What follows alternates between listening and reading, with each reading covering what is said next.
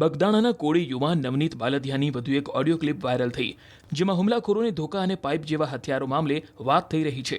Audio ક્લિપમાં ખુદ ફરિયાદી નવનીત બાલદિયા ઉત્તમ નામના વ્યક્તિ સાથે વાત કરી રહ્યા છે. હુમલાની રાત્રે કઈ રીતે અને કયા હથિયારો પહોંચાડાયા એની વિગતવાર વાત આ ઓડિયો ક્લિપમાં છે. બોલો. નવનીતભાઈ બોલું. બોલો બોલો. પેલો મોટો આવ્યો હતો અહીંયા હા અને કે હું ને ઓલા બે ગયા હતા ઉત્તમ બે.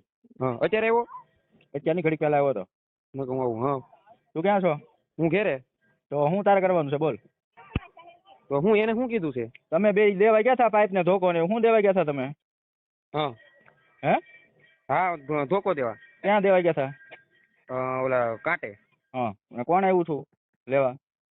લેવા તો ઓલા લોકો હતા. ઈ મને હું એને નતો ઓળખતો. મારી સામે હું તમને આખું કહું. હા હું કે જો હવે સાચું કહેજે, ખોટું કોઈ વસ્તુ નહીં, બરોબર? એમ છે. એક એક એક શબ્દ ખોટો નહીં હોય એમાં. હા હા બોલ. જો મેડિકલ હતા બરોબર. હા બસ સ્ટેન્ડમાં. હા ત્યાંથી બેઠા હતા અને માવાનું એવું ખાતા હતા. હા પછી એનો ઓલા ફોન આવ્યો. કોનો? ઓલા ભાઈ નો ઈ બાજુ નજુ કે એનો. હા એનો ફોન આવ્યો એનામાં. હા કે એ વાત કરી. હમ વાત કરી પછી મને કે એ કામ છે. હું એ ગાડીમાં બેસી જાય કે આમ ચોકડી જવાનું છે. હા અમે જતા હતા અડધે પહોંચ્યા એટલે ગાડીમાં એ મને એમ કીધું એક ભાઈબંધ છે એને ધોકા દેવા જવાનું છે. હું કેમ હું છું એમ. એના માતલ પર કોકોને મેટર થઈ છે કે દેવા જવાનું છે. હા હું કહું ઠેર. અમે બેઠા ત્યાં વાડીએ પહોંચી ગયા. ત્યાંથી એને ધોકો લીધા અને ત્યાંથી ડાયરેક્ટ અહીં ઉભા રહ્યા. ધોકા ક્યાંથી લીધા? મોટા ત્યાંથી વાડીએથી. હું લીધું તું ધોકામાં? એક ધોકો હતો અને એક બીજો ધોકો જ હતો કદાચ. એક ધોકો ને એક પાઇપ હતું એવું મને કીધું મોટા. હા ત્યાંથી એને કાંટે આવ્યા. કાંટે આવીને ઉભા રહ્યા. કાંટે ક્યાંથી આવ્યા તમે? વાડીએથી. હા હોબટ નહીં ડાયરેક્ટ રસ્તો છે ને ઓલો પણ પંપ વટીને. હા ત્યાંથી. હા પછી ત્યાં ઉભા રહ્યા ને ઘડીક ઉભા રહ્યા. હું તો માવો બનાવતો હતો. હા ઘડીક ઉભા રહ્યા એટલે ગાડી આવી. ક્યાંથી? ઓલી બાજુથી રાળગોણ સાઈડથી. હા ત્યાંથી ગાડી આવી વરના. હા એમાં કેટલા જણા હતા? એમાં જણા તો જો એક ઓલો હાંકતો થઈ ને કારણ કે બેઠો હતો ઓલો ભાઈ નાજુ કે ઈ. હા ઈ બે દેખાણ તો ઓલા કોઈ વર્તા નતા દેખાણ બતાતા નતા દેખાણ નતા કઈ. પાછળ કેટલા જણા હતા?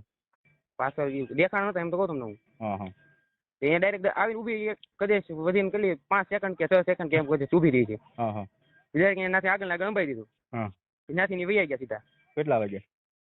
વાગ્યા છે 11 ઉપર થયા છે. 11 ને 15 કે 20 હોય કે 11 ઉપર મતલબ થોડા ઘણા. ત્યાંથી ગાડી વહી ગઈ. એ લોકો વાતચીત કઈ બીજી કઈ કરી જ નહીં બોલી ચાલે કઈ? એક શબ્દ નથી બોલ્યા કાકા. તમે કયો એના આપણે બાપુના હમ ખાવ તો બાપુના ખાઈ નાખીએ. જો મને ખબર હું પેટમાં કાતી રાખતો હોય તો. અને હું મારી વાત સાંભળો. હું જયદીપ ને આ વાતની બધી ખબર છે ને? જયદીપ બોરડા? હા નહીં તો જયદીપ ની કઈ એને કઈ વાત ની ખબર નથી. ઓલો તો કેતો હતો બધું કે એને ખબર છે. કોણ મોટો? નહીં મોટા ને પછી મેં એને ફોન કર્યો. જયદીપ મારે એટલો એવો કઈ પરિચય નથી એટલો બધો. હું તો ખાલી બગદાણા આવતો કે નહીં તો અહીંયા મોટા અહીંયા ઓલા ફટાકડાનું કર્યું.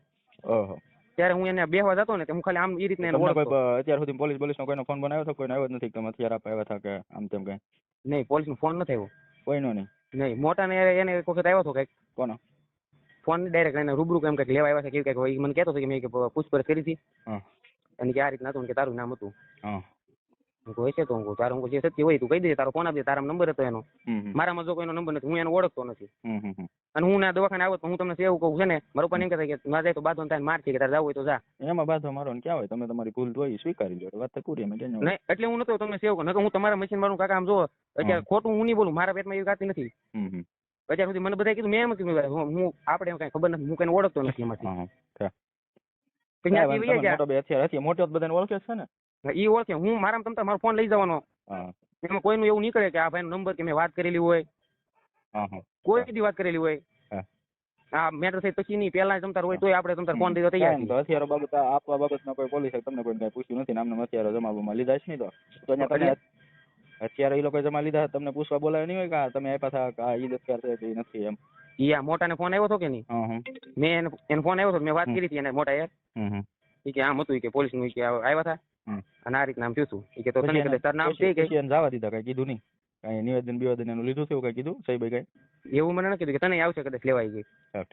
હું વાંધો નહીં બોલાવે જે સાચું કહી દેજો ને બીજું. હા એટલું આ સાચું હતું એટલું. હા તો વાંધો નહીં.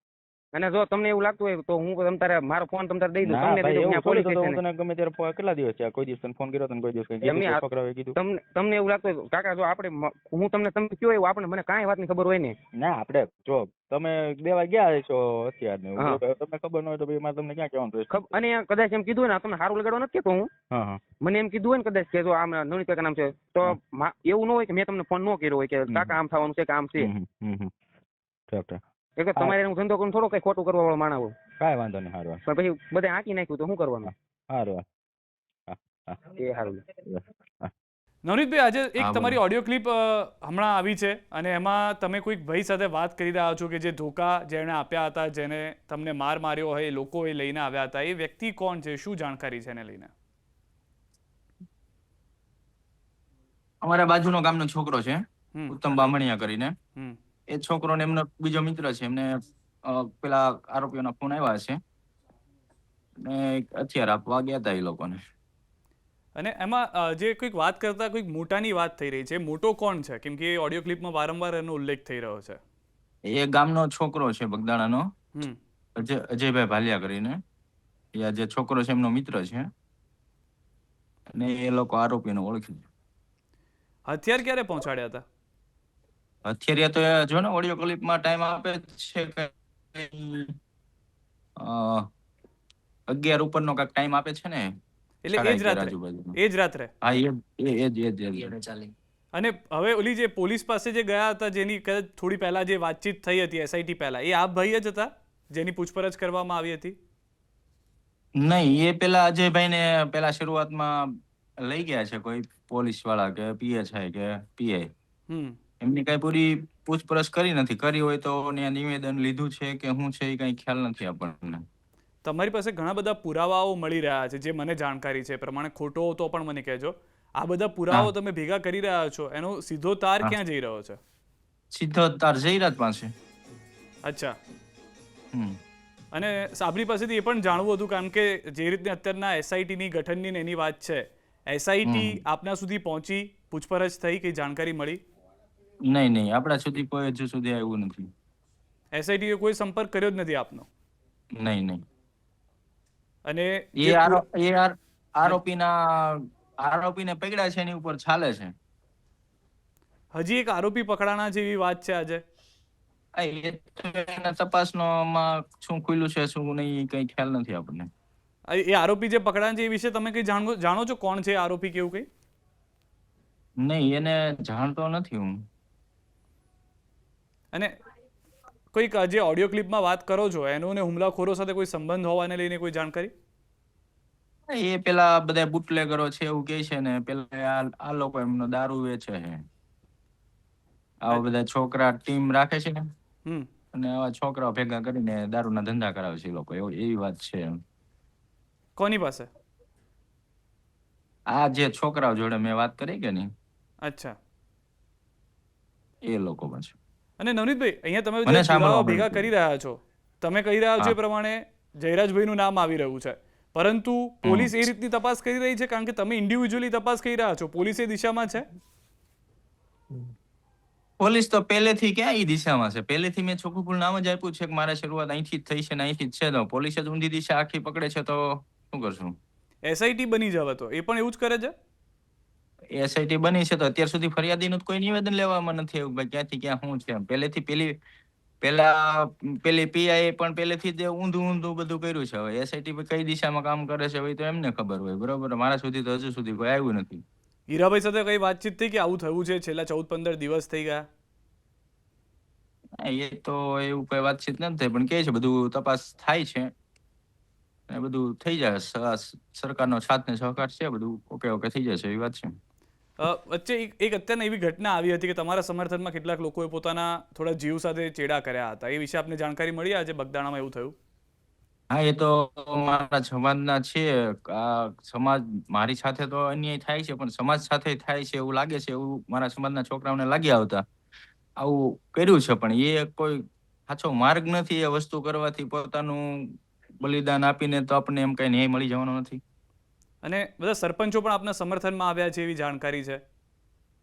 હા, એ 2 તાલુકાના છે, જે 3જા તાલુકાની તૈયારી છે એમાં બધા સરપંચો જે એટલા છે પદાધિકારીઓ ટોટલ કહે છે કે જે 17 તારીખ સુધીમાં કઈ જવાબ નહીં આવે તો અમે લોકો બધા એક સાથે રાજીનામું આપી દઈશું.